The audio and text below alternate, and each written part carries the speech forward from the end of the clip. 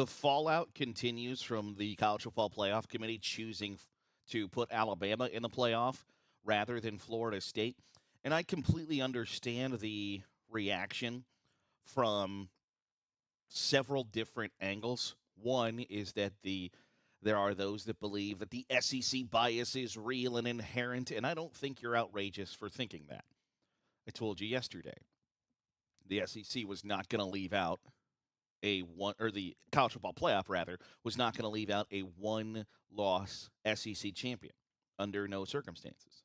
They were going to get the benefit of the doubt, and frankly, the SEC has earned that benefit of the doubt. I don't have a problem with that, but if your argument is that the committee is biased against the SEC, I think that's a fair and valid criticism. I also told you I didn't think that there was ever going to be a chance that the committee was going to leave out that one-loss SEC champ, and I didn't think there was a chance that the committee was going to leave out an undefeated Power 5 champ. But in my opinion, and I think obviously the committee's opinion, Florida State was the conference champion of the fifth best conference, and when there's only spots for 4, number 5 ain't it. But I think the committee did Florida State, its fan base, its program, a favor. And while you don't want to hear that right now, it is the reality. And I think it truly was a favor because reality sucks. There's a reason that there aren't many people out here raw dogging life, that they're all hopped up on meds, doing whatever they can to escape reality. It's the reason we love sports, right? It's because how many times we hear somebody say, especially over the course of the last, 8 years or so, of like, I don't want political crap in my sports. It's what I do to escape reality. Reality sucks a lot of the time, and confronting reality sucks. And you know what would have sucked for Florida State on January 1st? Getting absolutely demolished in the college football playoff, which was likely to happen. I don't think even the most ardent Seminole supporter, if you injected them with truth serum, do you think you could win the national championship right now? Because I don't think they do. I don't think there was a chance for Florida State to win the national championship. I don't think Florida State was going to beat both Michigan and then either Texas or Washington to win the national title. It just, I don't think, was all that likely to happen. But now, Florida State can spend the rest of its days, whether it's Mike Norvell, the players, the administration, the fan base, or the ACC as a whole, can spend until the end of time thinking about what might have been. And what might have been is a hell of a lot more fun, pleasant, and enjoyable to think about than reality if you went to the Sugar Bowl or went to the Rose Bowl and got your ass handed to you. What might have been is a beautiful, idealistic thing to think about. You can dream up any scenario in your head you'd like, and nothing can say that wasn't going to happen. But the reality of playing in that game was you were likely to get trounced. And instead of spending the rest of your days saying, remember when 13-0 Florida State went to the Rose Bowl and got a 50 burger hung on them? You can go, remember when Florida State got snubbed? Remember when Florida State was the only undefeated Power 5 champion to never get in the college football playoff? And the committee left us out. And you know what could have happened? We could have had a magical run. We could have beat Michigan. We could have beat Texas, beat Washington in the national championship. We could have done all of those things. And nobody can take that away from you. The word could in this situation and scenario is a very powerful word because it unlocks unlimited possibilities. If Florida State had got into the college football playoff, there could have been an alien invasion during the game, and We could have had to respect our new alien overlords during the Rose Bowl. That could have happened. And there's nobody to say, uh-uh. That's a powerful thing to have because reality is you got stomped. And I realize that it's kind of a dichotomy. It's the same thing. Like, we're never going to know what would or could have happened. But do you believe, as a Florida State fan in your heart of hearts, or a college football fan in general, that Florida State was going to beat Michigan and that Florida State was then going to go on to beat Washington or Texas? No. Then could is a hell of a lot better in this situation than fighting through what, in all likelihood, was about to happen. And if I had to choose, and believe me, I've been there before. When you thought you deserved to be in the playoff, you didn't get there. I've been on the other side, too, where my favorite team was in the playoff. And I thought, I don't know that we deserve to be in the playoff right now. And you get your ass kicked. Just shoved around the field, and you are uncompetitive. Believe me when I tell you that I would rather my team have played in a meaningless exhibition bowl game than get embarrassed on the national stage and have everybody continue to question your team, your coach, your players, the validity of your conference, why you continue to come up short in big game after big game after big game, all of the things that come with playing on that stage.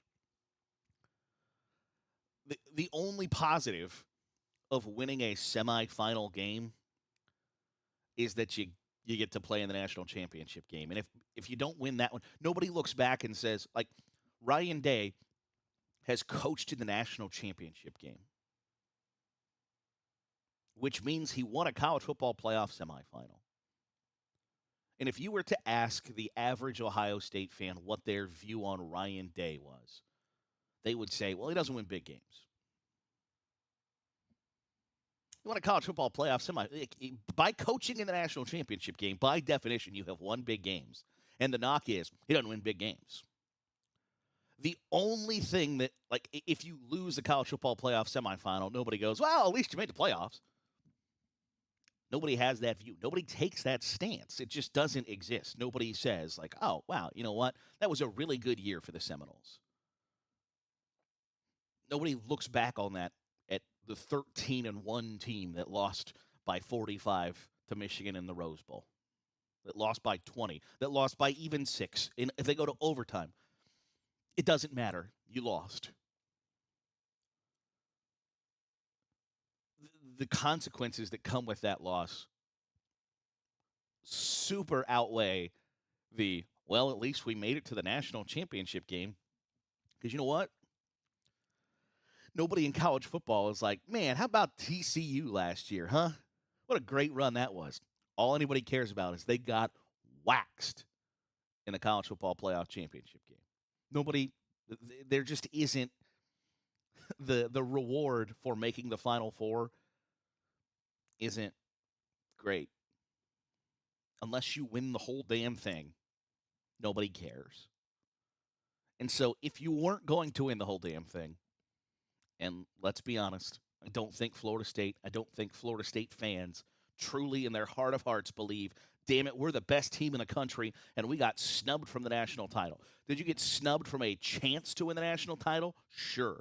Just like me sitting in this hotel room right now snubs me from a chance from bumping uglies with Kate Upton.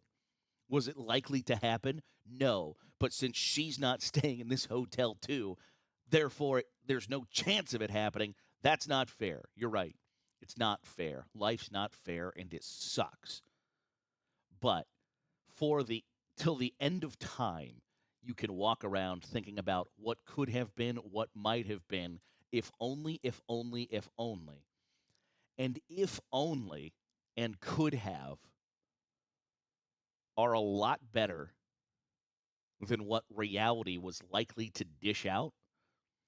And nobody wants to hear that right now. The wound is still open and raw, and it hurts.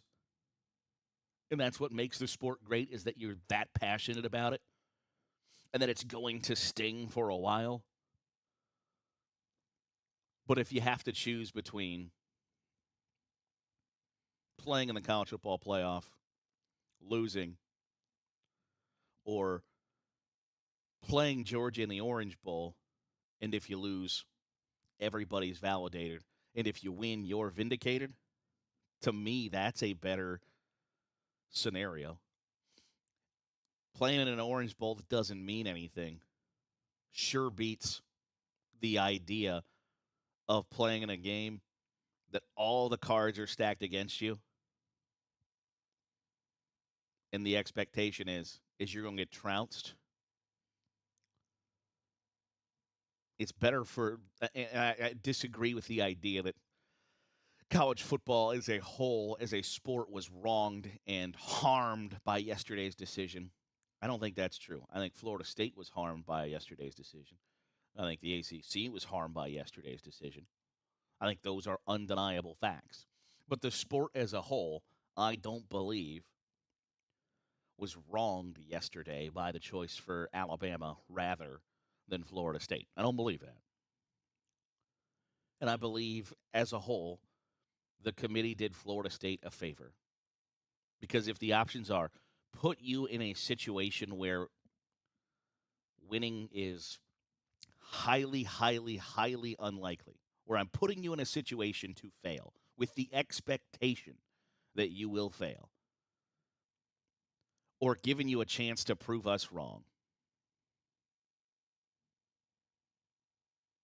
I'm gonna if your options are expectation of failure, or there's no there's no repercussions if you lose to Georgia, and there were lots of repercussions for a lot of people if you lost to Michigan. It's an imperfect scenario in an imperfect system, in an imperfect situation, and an imperfect science.